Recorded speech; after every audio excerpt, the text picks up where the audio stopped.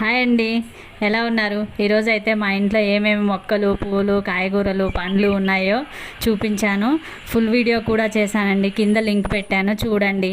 మా షార్ట్ని లైక్ చేయండి, ఛానల్ని సబ్స్క్రైబ్ చేసుకోండి.